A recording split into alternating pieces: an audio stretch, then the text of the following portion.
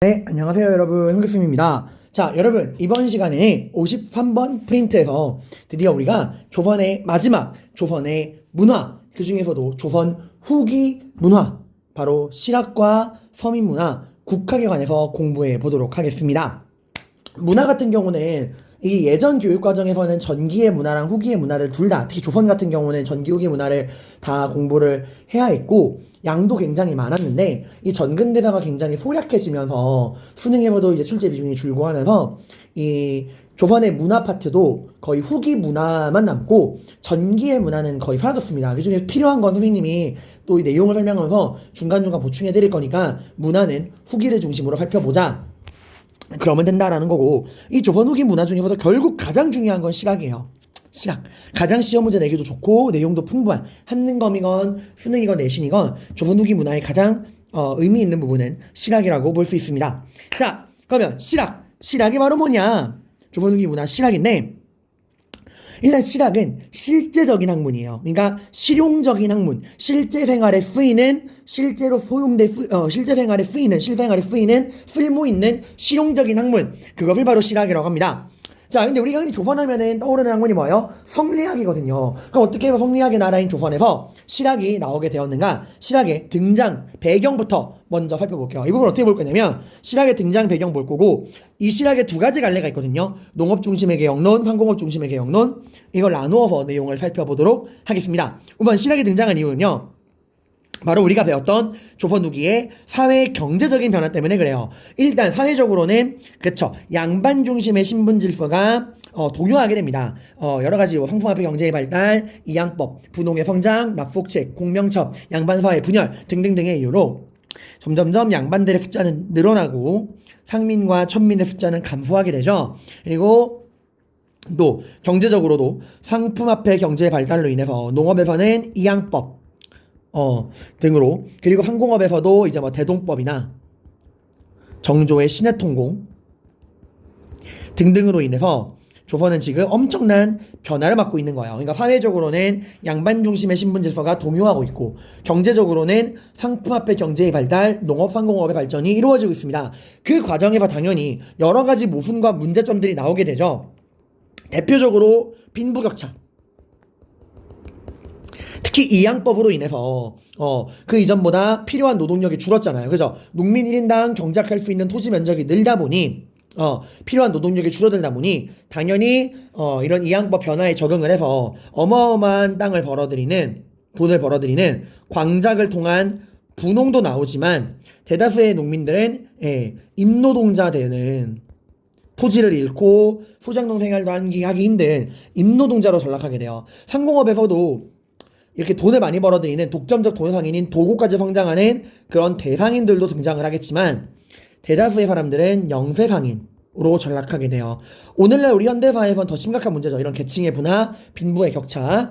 당연히 이런 문제에 대해서 해결을 해야 됩니다. 나라는 해결책이 필요한데, 조선의 근본 이념인 성리학은 이런 조선 후기에 발생하는 다양한 사회 경제적인 변화와 이런 사회 경제적인 변화로 인해 발생하는 여러 가지 모순과 문제점들을 해결할 만한 능력이 있어요? 없어요? 없어요. 성리학은 그런 능력은 없습니다. 그냥 성리학 자체가 애초에 나오게 된 게 그 권문세족의 불교에 기반한 타락한 권문세족을 무너뜨리고 신진사대부들이 조선을 만드는 과정에서 이 권문세족의 불교를 비판하기 위해 가지고 온 게 성리학이었잖아. 도덕과 명분을 중시하는. 그러니까 그때 타락했던 불교를 비판하고 새로운 시대, 새로운 이념을 제시하는 역할까지는 수행 가능했지만, 이런 조선 후기에 복잡해진 사회 경제적인 변화에 대응할 만한 능력은 없는 거예요. 애초에 성리학 자체가 굉장히 이론적이고 형식적인 학문이고 도덕과 명분을 중시하다 보니까 이게 무언가 정말 실제적인 현실 문제로 들어왔을 때는 그런 현실 문제를 해결하는 거에는 큰 도움이 안 된다는 거예요. 거기다가 조선도 시간이 지나면서 외부의 다른 학문들이 들어오는데, 이때 조선에도 또 주로 학문이 뭐냐면, 이건 알아두세요. 명나라의 양명학이라는 게 들어옵니다. 자, 명나라의 양명학은 여기 설명 적어놨는데, 이건 명나라의 왕수인, 다른 말로는 왕양명이라고 해요. 같은 말입니다. 왕수인, 왕양명, 같은 사람이야. 이 사람이 이름을 따가지고 만든 게 양명학이에요. 왕양명의 학문이다 라는 건데, 이거는 유학의 한 갈래입니다. 여러분, 우리가 불교에도 교종과 선종, 경전과 교리를 중시하는 교종과 실천과 수행을 중시하는 선종 나눠지잖아요. 그 마찬가지로 원래 이 유학에도 다양한 갈래가 있어 얘들아. 이 유학의 다양한 갈래 중에 성리학도 있는 거고 뭐도 있는 거야? 양명학도 있는 거예요. 유학의 갈래입니다. 이렇게 적으니까 좀 그렇다. 이건 유학의 한 갈래, 성리학과 함께 갈래인데 성리학이 자 유학의 한 갈래로서 성리학은 뭘 중시했죠? 도덕과 명분을 중시했죠. 옳고 그름을 따지는 도덕적인 학문이었지. 근데 양명학은 그거랑 반대입니다. 현실과 실천을 중시해요. 애초에 중국에서 얘들아 봐봐. 성리학이 결국 어디서 나온 거니? 그래, 성리학은 중국에서 나온 거야. 그 중국에서 나온 성리학을 우리가 고려 말에 받아들인 거란 말이야. 그러니까 우리가 하고 있는 이 고민을 당연히 중국도 먼저 합니다. 거기다 중국은 우리보다 전근대 시대에 훨씬 더 성장 속도가 빨랐어요.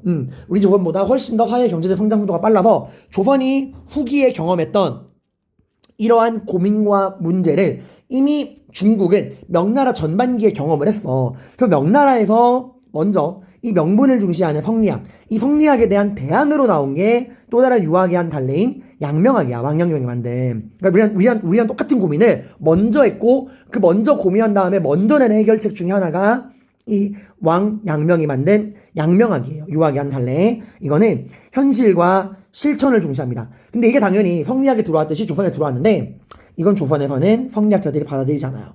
성리학처럼 우리가 받아들이지 않아. 양명학은 우리나라에서 이단화됩니다. 특히 태계 이황 선생님이 양명학은 거들떠 볼 것도 없다. 이건 진짜 말도 안 되는 얘기다. 라고 비판했더니 컸어. 얘는 양명학은 현실과 실천을 중시했다. 그래서 양명학에서 하는 말이 지행합일이에요. 지행합일. 지, 아는 것과 행하는 게 합일, 동시에 이루어져야 한다 이거야. 그러니까 이론만 공부해서 안 된다. 뭐도 해야 한다. 그렇지. 실천을 함께 해야 한다. 지, 아는 것과 실천을 이 지와 행을 함께 해야 한다는 게 양명학인데 성리학은 참고로 달라요. 성리학은 선지후행이야. 먼저 알고 후에 행해야 한다. 그러니까 성리학 자체가 굉장히 이론, 이런 실천, 행하는 것보다는 이론을 중시했던 학문이라는 거야. 양명학은 조선에 큰 영향을 미치지 못하고요. 그리고 명나라가 망하고 청나라가 들어오고 이 청나라에서는 고증학이라는 게 유행을 합니다. 자, 이 고증학은 뭐냐? 청나라에서 유행한 학문인데 이걸 실제 세계사를 배우면 자세하게 배우지만 여기는 우리 한국사니까 간단하게 말하면 고증학은 이거예요. 실제로 옛날에 옛날에 그런 고전을 연구하는데 그거를 그냥 뇌피셜로 혹은 우리 선생님이 그랬어. 공자왈, 공자께서 말하시길, 맹자왈, 맹자께서 말하시길 이랬어. 이렇게 받아들이는 게 아니에요. 철저한 팩트 체크. 그게 정말 그게 맞는지 그 시대의 다른 사료들을 통해서 그 시대의 역사적인 환경을 통해서 우리가 한번 이게 맞는가 연구해보자라고 하는 정말 실제로 증명 가능한 그런 거예요. 예를 들어서 공자가 그때 이러이러한 말을 했다. 근데 진짜 그게 맞아? 공자가 진짜 그 시대에 그런 말을 할 수 있어? 아니 그 시대에 그만한 사회 경제적 기반이 있었어? 그거 맞는 얘기야? 이런 식으로 실제로 증명 가능하냐 팩트체크를 하는 거고 당연히 그런 팩트체크하기 위해서는 굉장히 여러 가지 학문을 봐야 돼요. 그 시대에 여러분 공자가 한 말 그 말이 진짜 그 시대에 그런 말을 했냐 볼 거면 그 시대의 정치, 경제, 사회 문화 다 봐야 돼. 정말 이런 실증적인 실제로 증명 가능한 그런 학문의 연구 그게 바로 고증학이야. 이 고증학 역시도 그렇게 다양한 학문을 연구하는 과정에서 어때요? 성리학에만 치우쳐져 있는 그런 문화를 바꿀 수 있는데 이것 역시 안 받아들여집니다. 왜? 명나라의 양명학도 안 받아들인 성리학자들이 오랑캐라고 무시하는 청나라의 고증학을 받아들이겠어요? 아무튼 그래서 자 정리하면은 조선 후기 때 사회적으로는 양반 중심의 신분 질서가 동요하고 경제적으로는 농업, 상공업이 발전하고 황폐 경제가 발전하면서 다양한 문제점이 나왔다. 다만 너무 이론적이고 형식적인 이런 성리학은 이런 조선 후기에 발생한 여러 가지 이런 사회 경제적인 문제를 해결하는데 실제적인 문제 해결에는 도움이 안 됐다. 그나마 중간중간에 명나라에서 우리랑 똑같은 고민을 먼저 했던 명나라에서 성리학의 대안으로 나온 바로 지행합일 현실과 실천을 강조하는 양명학이 있었고 청나라에서는 여러 가지 학문을 팩트체크하는 다양한 학문을 성리학에만 국한되지 않고 다양한 학문을 광범위하게 실증적으로 연구하는 고증학 이런 명나라의 현실과 실천, 지행합의를 중시하는 양명학과 청나라의 다양한 학문을 실증적으로 연구하는 고증학이 들어왔지만 별다른 영향을 주지는 못했다. 하지만 이게 들어오면서 조선의 뜻있는 지식인들에게 준 충격은 있었죠. 아, 성리학에만 치우치면 안 되는구나. 그러니까 국가적인 차원에서 이게 정책으로 반영되진 않았지만 조선의 지식인들에게 준 영향은 컸습니다. 거기다가 서양의 학문과 과학도 계속해서 들어오게 돼요. 어딜 통해서? 청나라 통해서. 청나라가 받아들인 서양의 문화가 청나라 통해서 또 우리나라로 들어오게 되었다는 거야. 이러한 과정 속에서 결국 우리한테 필요한 건 뭐다? 성리학이 아니라 이런 조선 후기 발생하는 나라에 발생하는 이런 실제적인 문제를 해결하기 위한 구체적인 학문이다. 그래서 나오게 된 게 바로 실학입니다. 실학의 목적은 정말 말 그대로 실용적인 학문, 현실의 문제, 조선에서 발생하고 있는 이런 현실적인 여러 가지 문제들을 해결해 보겠다는 거예요. 실용적인 성격이라는 거죠. 자, 그리고 성격은 굉장히 현실 비판적이고 개혁적이고 실용적입니다. 이론과 형식에 치우쳐져 있는 도덕과 명분을 중시하는 이론 중심의 성리학이랑은 달라요. 자, 그러면 이러한 조선의 문제를, 현실적인 문제를 한번 해결해 보고자 나온 실학. 이 실학이 둘로 나눠지는 거야. 자, 그럼 뭐에 대한 차이일까? 그래, 목적은 같아요. 조선의 이런 여러 가지 문제를 우리가 한번 해결해 보자 라는 건데 결국 뭐예요? 차이는 how, 방법론. 그러니까 어떻게 할 건데, 어떻게 문제를 해결할 건데 라는 이 방법론에 대해서 생각의 차이가 나는 겁니다. 농업 중심의 개혁론과 상공업 중심의 개혁론, 말 그대로 농업을 중심으로, 상공업을 중심으로 문제를 해결해보자는 건데, 농업 중심의 개혁론은 다른 말로는 중농학파, 농업을 중시한다, 무엇을? 농업을. 다른 말로는 경세치용학파라고도 이야기를 해요. 경세치용, 말 그대로 현실 문제를 우리가 한번 해결해보자, 이런 게 경세치용입니다. 자, 그 다음에 상공업 중심의 개혁론은 중상학파, 중시한다, 무엇을? 상업을 중시한다. 그리고 이용호생, 상업을 통해서 우리가 백성들을 잘 먹고 잘 살게 해주자라는 거고, 그런 상공업을 어디서 받아들이자? 북학, 바로 북쪽에서. 우리가 청나라에서 그 청나라에 발전된 상공업을 우리가 받아들여야 한다 이거예요. 자, 이거는 17세기 때 유행했던 북벌론이랑은 완전 결이 다른 이야기죠. 조선에서도 18세기 들어와서 청나라에 발전된 상공업 문화를 받아들이자라는 이야기가 나오게 된 겁니다. 이용호생학파라고 합니다. 농업 중심의 개혁론, 중농학파, 경세치용학파, 상공업 중심 개혁론, 중상학파, 이용호생학파, 북학파, 이 부분을 나눠볼 건데 하나하나 비교를 해볼게요. 자, 우선 농업 중심의 개혁론, 이 농업 중심의 개혁론 같은 경우는 우선 누가 이야기를 했느냐? 정치랑 연결돼요. 자, 남인들이 이야기했다고 나오지. 자, 왜 남인들이 농업 중심의 개혁론 이야기했느냐? 이때가 딱 때예요. 환국. 자, 우리 숙종 때 환국이 발생을 합니다. 편당적인 정치 운영이죠. 공존의 원칙이 깨지고 일당전제가 시작이 되죠.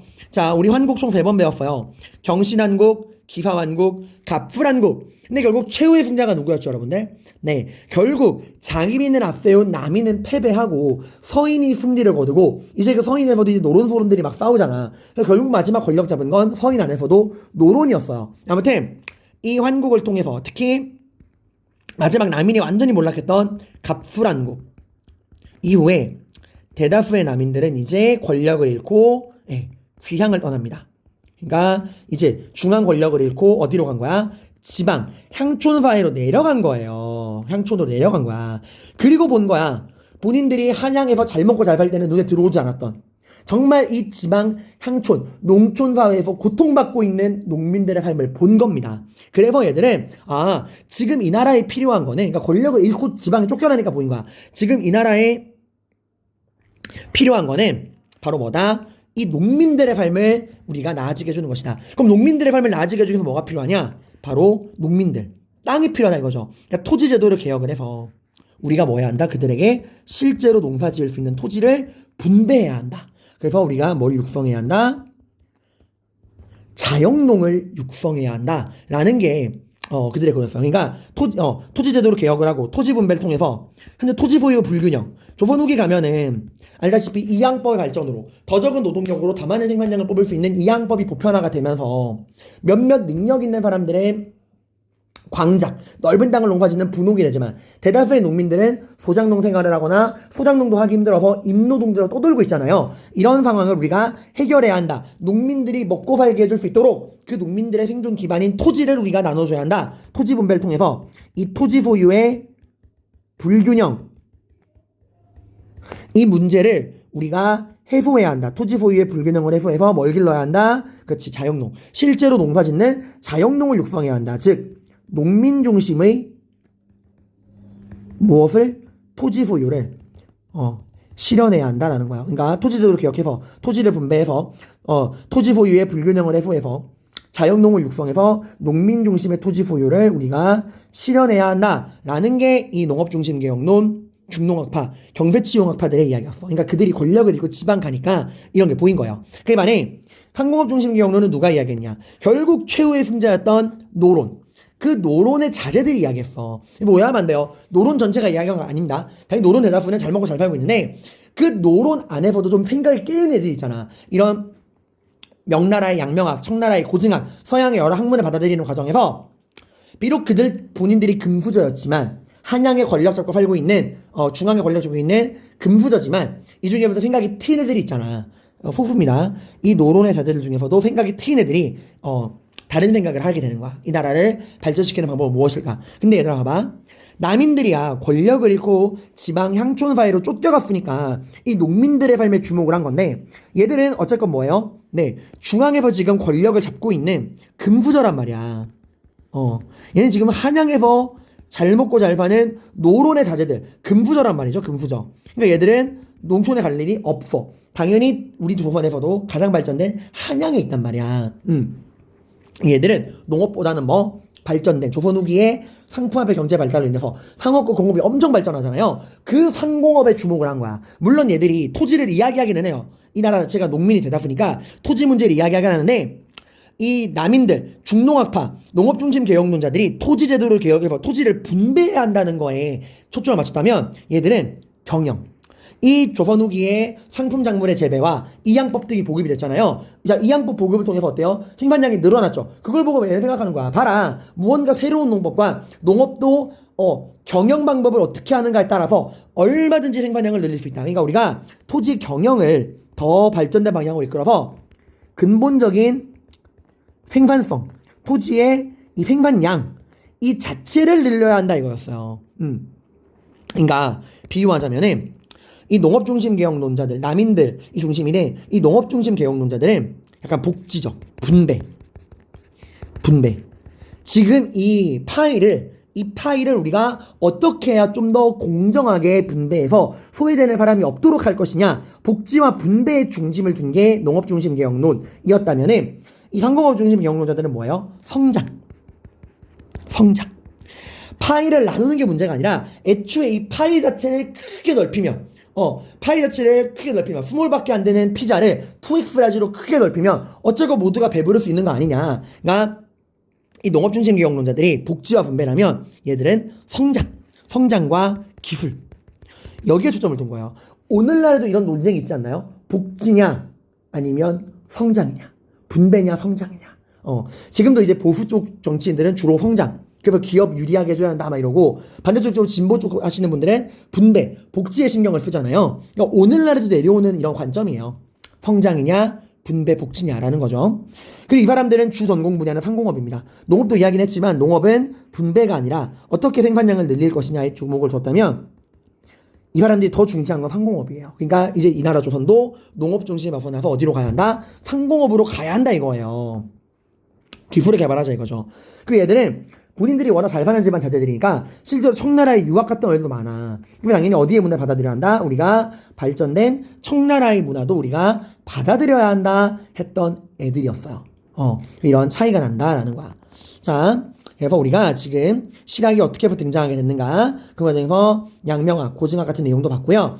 그 실학의 목적과 성격 봤고, 이 실학의 두 갈래, 농업중심개혁론, 중농학파, 경세치용학파, 상공업중심개혁론, 중상학파, 이용호생학파, 북학파 살펴봤습니다. 특히 정치적으로 이 농업중심 개혁론은 몰락한 환국 이후에 완전히 몰락해서 지방 향촌 사회로 가서 농민들의 삶을 직접 경험해본 남인들 이야기를 했고, 그래서 그들은 토지제도를 개혁해서 토지를 분배해서 토지 소유의 불균형을 해소해서 농민 중심의 토지 소유, 자영농을 육성하자는 거였다면, 이 금수저인 노론자들이 중심이 된 황공업 중심 개혁론은 토지 문제를 이야기하긴 했지만 분배가 아니라 성장, 파이를 늘리자, 그리고 농업 중심은 어디로 가자? 상공업, 기술로 가자, 청나라 문화 받아들이자, 이렇게 넘어가게 된다는 거예요. 자, 그러면 이제 우리 구체적으로 농업 중심 개혁론의 내용, 상공업 중심의 개혁론의 내용은 무엇인가? 이 내용에 관해서 한번 살펴보도록 합시다. 자, 우선 농업 중심의 개혁론에는 3명의 인물이 나옵니다. 유영원, 이익, 정약용 이렇게 나오는데, 옆에 반개, 성호 이런 거는 그 사람들의 호예요, 호. 그래서 이 사람들이 각각 사료에, 역사 사료에 이렇게 소 이름이 아니라 호로 나올 때가 있거든. 그래서 우리가 흔히 백범 김구 이러잖아요, 여러분들. 백범 김구, 도마 안중근, 백범 김구 이러잖아. 그럼 호야, 호. 그래서 이런 호가 나오더라도 여러분들이 알 수 있게 제가 실어놨습니다. 유영원은 반개라는 호를 썼던 사람이고요. 자, 이분들은 결국 뭐예요? 토지와 여러 가지 문제 어떻게 얘기하는가, 이번에 주장 내용이 중요합니다. 우선 가장 중시되는 건 토지죠. 토지를 어떻게 나눌 것이냐. 이분은 말합니다. 균전론. 무슨 론? 균전론. 말 그대로 균등하게 토지를 나누어야 한다는 거예요. 그러니까 이 균이 고를 균자야. 균등하게, 평등하게 무엇을? 토지를 나누어야 한다는 거예요. 자, 그럼 어떻게 할 거냐? 토지를 나누려면 일단 어떻게 하지? 토지를 나누려면, 여러분이 만약에 토지가 한 10,000평 있는 지주야. 땅 나눠주고 싶어요? 싫잖아. 그러니까 일단 국가가 공권력으로 국가의 모든 토지를 뭐 해야 한다? 국유화해야 한다. 이게 안 되면 토지 나눌 수가 없잖아. 넌 개인 재산인데 사회재산 어떻게 나눌 거야? 여러분 토지가 100만 평 있는데 땅 나눠주라고 나눠줄 거예요? 당연히 여러분 지금 갖고 있는 아이패드 저 달라고 하면 줄 거예요? 아니잖아, 얘들아. 그러니까 일단 모든 토지를 다 국유화해야 한다. 그리고 그 다음에 토지를 분배를 해야 되는데, 여기서 중요한 건 어떻게 분배할 거냐? 여기서 어쨌건 일단 국유화한다는 것부터 양반들이 불만이 많을 거 아니에요. 지주들이, 놀부들이 불만이 많을 거잖아. 그래서 이 사람은 그 양반과 지주들의 불만을 최소화하기 위해서 나눠줄 때는 신분, 이 신분에 따라서 토지를 우리가 차등적으로 분배해야 한다 생각했어. 그러니까 균등 분배가 아니에요. 그러니까 모든 양반이건 관리건 농민이건 똑같이 주겠다가 아니라 일단 토지를 국유화하고 균등하게 나눠줬네. 그 균등이 신분에 따른 차등 분배야. 완전한 균등은 아니라는 거예요. 그래서 신분에 따른 차등 분배. 이 말은 다른 말로 하면 뭘까? 그치, 신분 내에서 균등하게 하겠다는 거야. 이 균전론은 신분 내에서 토지를 균등하게 하겠다라는 거야. 신분에 따라서 토지를 차등적으로 분배하고, 신분에 따라서 그러니까 토지를 일단 국유화하고 신분에 따라서 차등적으로 분배하는데, 이 말은 결국 신분에 따라서 차등 분배한다는 말은 신분 내에서 균등하게 주겠다, 요거예요. 그래서 균전론이야. 이렇게 관리, 선비, 농민 이렇게 그림으로 그리면 이렇게 되는 거죠. 신분에 따라서 차등 분배한다. 그러니까 완전한 균등 분배는 아니고 신분 내에서 토지를 균등하게 분배하겠다는 거다라는 거고요. 이분은 사회개혁적으로 뭘 얘기했냐? 양반 문벌제도는 문제가 있다. 그리고 과거제도 굉장히 잘못돼 있다. 라는 걸 비판을 했고, 노비제도를 폐지해야 한다 이야기했어. 다만 이건 아니에요. 이 사람은 신분제를 폐지하자는 얘기는 하지 않습니다. 애초에 신분제를 폐지한다 그러면 이런 이야기를 할 수가 없지. 토지를 신분에서 균등하게 한다는 거. 그러니까 애초에 국유화한 토지를 신분에 따라서 차등 분배한다는 얘기는 이분 자체가 신분제를 비판하긴 했지만 신분제를 폐지하자는 것까지는 가지 못했다라는 거예요.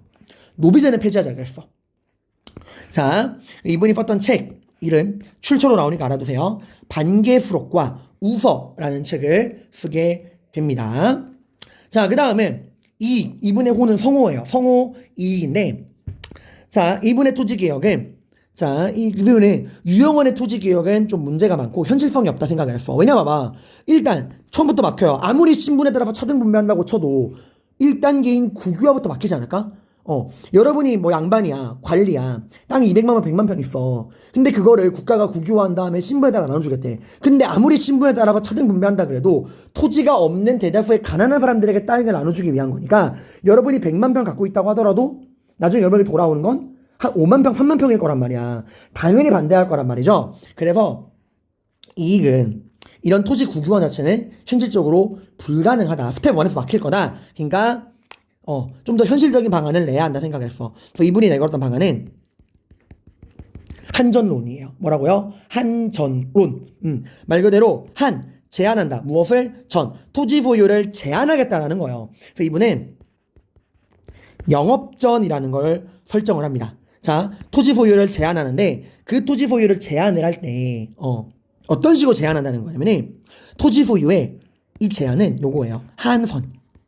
토지 소유의 하한선. 그러니까 누구나 가질 수 있는 최소한의 토지를 설정해 주자. 이거 뭐 국가가 그래서 10,000평에 뭐 100평이면 100평, 1000평이면 1000평 이런 식으로 국가가 토지 소유를 제한하는 거야. 무슨 제한선? 여기서 제한은 상한이 아니에요. 하한선. 생계 유지에 필요한 이 최소한의 토지. 그 토지 소유의 하한선을 우리가 지정을 해야 한다 이거야.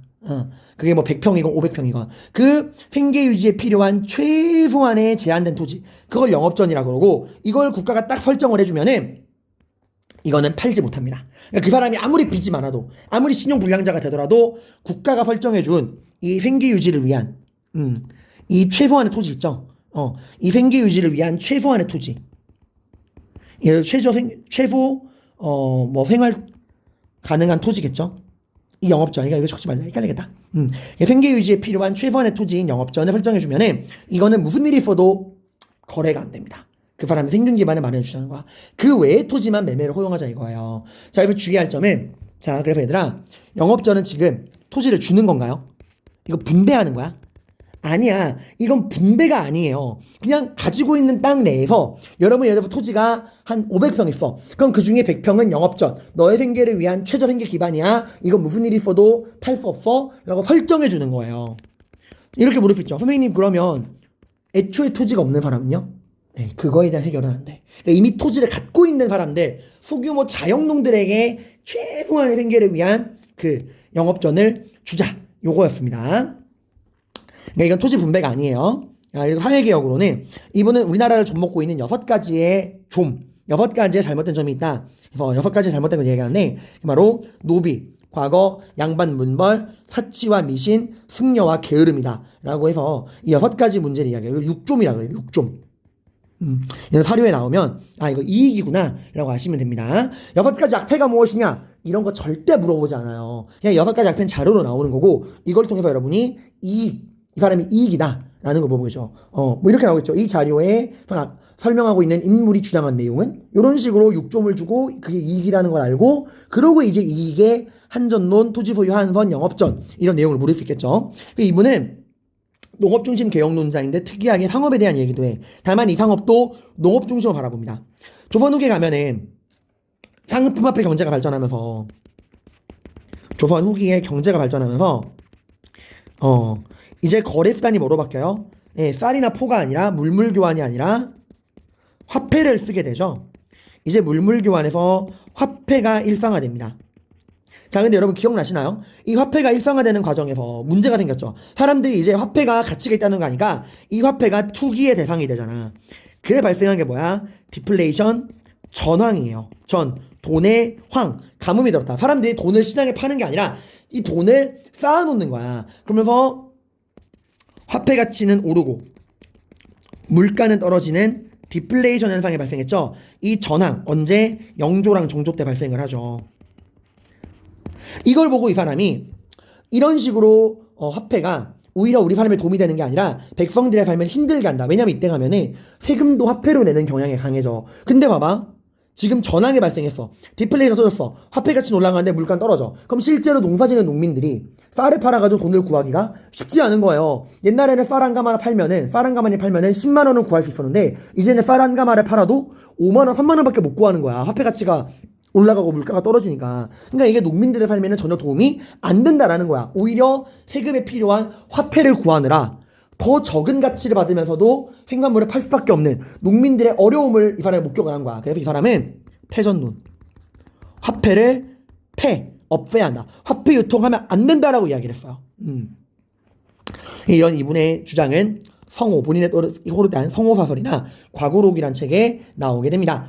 자, 그럼 우리 정약용을 보러 갑시다. 정약용은 어떤 이야기를 하느냐? 토지개혁에서 이분은 2가지 이야기를 해요. 첫 번째는 여전론, 두 번째는 정전론을 이야기합니다. 정전론은 정전제라고도 이야기를 해요.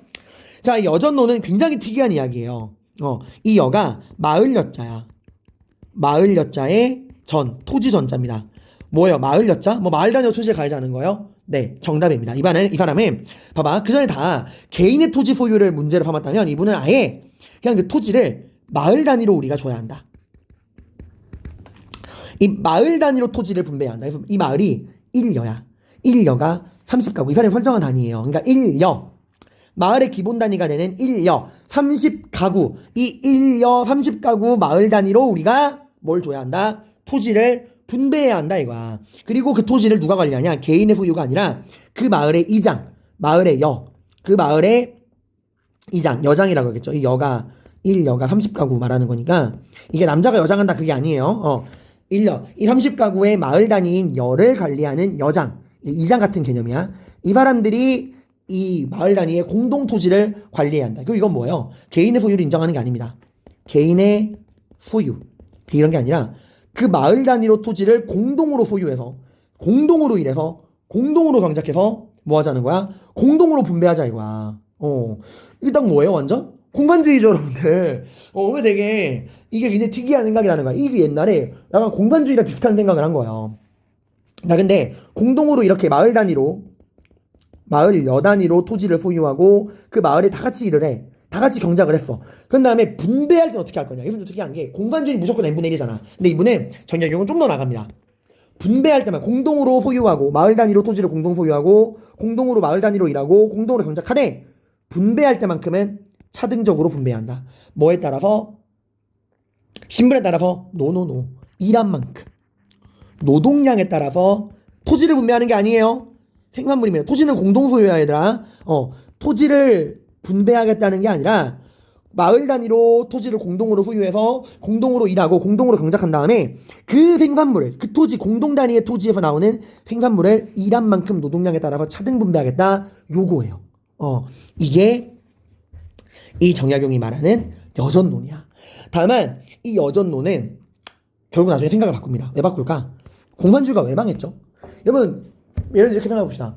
여러분 성적이요. 약간 예민한 성적을 여러분이 공부한 개인 성적이 나오는 게 아니라 학급 단위의 성적을 여러분이 공유해야 돼. 뭐에 따라서? 여러분이 공부한 시간에 따라서. 그러면 공부 열심히 할까? 안 하지. 내가 하지 않아도 다른 사람이 한 만큼 어느 정도 받으니까. 그러니까 굳이 열심히 하지 않는단 말이에요. 애초에 공산주의가 망한 것도 그거잖아. 이념은 좋지. 다 같이 일해서 골고루 잘 먹고 잘 살자. 근데 내가 일한 만큼 다 돌아오지 않으면 다들 사람은 기본적으로 본성이 약하기 때문에 무임승차하려고 그런단 말이에요. 누가 열심히 일합니까? 그래서 아무리 노동량에 따라 생산물 차등 분배한다고 해도 이게 내 토지가 아니고 내 개인 소유가 아니고 내가 일한 만큼 나에게 돌아오지 않는다는 생각이 들면 사람들은 열심히 일하지 않아. 그래서 정약용도 이건 아니구나. 사람들은 결국 개인의 소유 토지를 원하는구나 해서 이 여전론을 발전시킨 게 정전론이야. 여기서는 이제 공동소유, 공동노동 이런 얘기 안 합니다. 개인의 토지 소유를 이야기하는데 토지를 왜 이게 정전론이냐? 우물정자. 우리 핸드폰에 우물정자 있죠? 이 우물정자 모양으로 토지를 구획을 하자. 그리고 그 우물정자 모양의 토지를 우리가 분배해야 한다. 토지를 이 사람은 신분 그런 게 아니라 균등하게 토지를 분배하자는 이야기가 드디어 나옵니다. 그러니까 그림으로 그린다면 이렇게 되는 거겠죠. 이렇게 우물정자로 토지를 나누고 이거를 이제 이렇게 1, 2, 3, 4, 5, 6, 7, 8 이런 식으로 토지를 균등 분배하겠다 하는 거예요. 선생님이 왜 가운데는 표시 안 하셨나요? 이 가운데는 공동 토지야. 이거는 공동으로 경작해서 선생님 방금 여전론 취소했다며요. 알아. 그래서 그런 공동이 아니라 이거는 세금 내는 토지. 세금을 납부하기 위한 공동 토지로 하나 만들자 라는 거야. 그러니까 우물정자 모양으로 토지를 구획한 다음에 이거를 균등하게 분배를 하고 그리고 좀 구획이 불가능한 이 애매한 토지는 공전화, 공동의 소유를 시켜서 세금을 납부하는 용도로 쓰자라는 게 정약용의 정전론이야. 여전론, 정전론 알아두시길 바랍니다. 자, 그다음에 이분은 책을 되게 많이 썼어요. 정약용이 별명이 꽃기호야. 역사학계에서 어디든 꼭 닦인다고. 이 사람이 썼던 책, 이 사람이 이제 이 목민심서는 흔히 우리가 지방관을 목민관이라고 그러죠. 지방관이 해야 되는 도리를 담은 책이야. 베트남의 국부라 불리는 호치민도 이 책을 굉장히 감명 깊게 읽었다라고 나오죠. 행정에 관한 이야기를 여기서 했고요. 지방관이 무엇을 해야 되는가. 그 여유당 전서에서는 총정리야. 본인의 학문을 여기서 총정리했고요. 경세유포는 중앙정치를 어떻게 개혁해야 되느냐. 중앙정치 개혁에 대한 이야기, 정치에 대한 이야기. 그리고 이분은 의술도 했어요. 마가해통을 통해서 홍역, 죄송합니다. 홍역, 천연두, 이거에 대한 치료도 이야기를 해요. 이거 말고도 뭐 이 사람 시체 일부하는 것도 이야기했어. 흠음신서에서 범죄, 우리가 아니 그 범죄 같은 거 CSI 과학수사라고 그러잖아. 이 사람은 그에 관련된 책도 쓰고요. 이거 말고 책 되게 많이 썼어요, 얘들아. 그 이분은 또 거중기랑 배다리, 거중기로 수원 화성을 건설하기도 하고, 배다리를 통해서 이제 정조가 수원에 오는 걸 편하게 해주기도 했죠. 자, 아무튼 얘들아, 이번 시간에 우리가 이렇게 실학에 등장하게 된 배경, 실학의 갈래, 그 중에서도 농업 중심의 개혁론 공부했고, 유영원의 신분에 따른 토지 차등분배, 균전론, 일반 토지를 국유화하고 신분에 따라 차등분배하자. 그러니까 신분 내에서 균등분배하자. 균전론. 그리고 이게 최소한의 생계를 유지하기 위한 토지 소유의 하한선, 영업전을 우리가 설정해서 토지 소유에 제한을 두자. 한전론, 주는 건 아니죠. 그 패전론도 이야기했고, 그 정약용의 마을 단위의 공동소유, 공동노동, 공동경작, 노동량에 따른 생산물 차등분배, 여전론. 그리고 그 다음에 우물정자 모양으로 토지를 공평하게 분배해야 한다. 정전론. 이렇게 여러분이 알아두시면 됩니다. 그리고 제가 다음 시간 수업이어서 수업을 하고 그 다음에 남아있는 상공업 중심의 개혁론 살펴보도록 할게요. 고생 많으셨습니다.